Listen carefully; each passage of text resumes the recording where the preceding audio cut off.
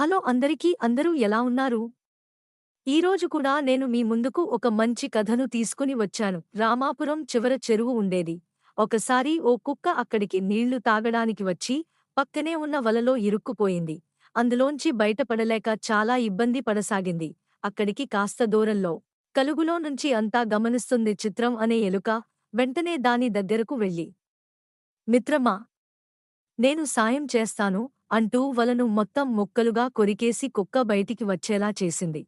అడగక ముందే వచ్చి సాయం చేసినందుకు ధన్యవాదాలు అంది కుక్క.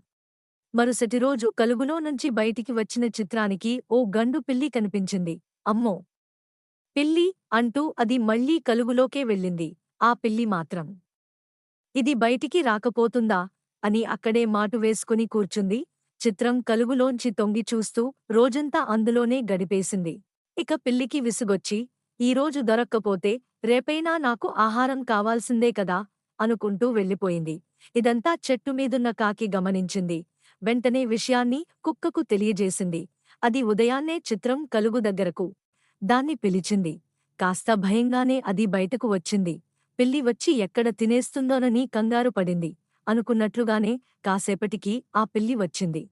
దాన్ని చూసిన కుక్క, చిత్రం నా మిత్రురాలు. తనకేదైనా హాని తలపెట్టాలని చూస్తే అస్సలు ఊరుకోను అని హెచ్చరించింది. దాంతో భయపడిన పిల్లి, అమ్మో, బతికి ఉంటే ఇంకేదైనా తినొచ్చు, ఆ చిత్రం జోలికి మాత్రం వెళ్ళొద్దు అని అనుకుంది. నా ప్రాణాలు కాపాడినందుకు కృతజ్ఞతలు మిత్రమా.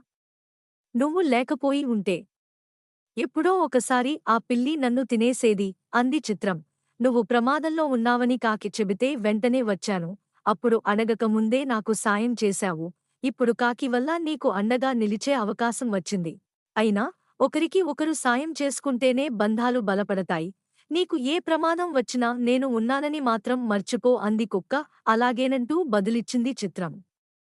ఈ కథ ద్వారా మనం ఏం తెలుసుకున్నామంటే, ఆపదలో ఉన్నప్పుడు స్నేహితులకు సహాయపడాలని తెలుసుకున్నాము. మరిన్ని కథల కోసం మా ఛానల్ని సబ్స్క్రైబ్ చేసుకోండి.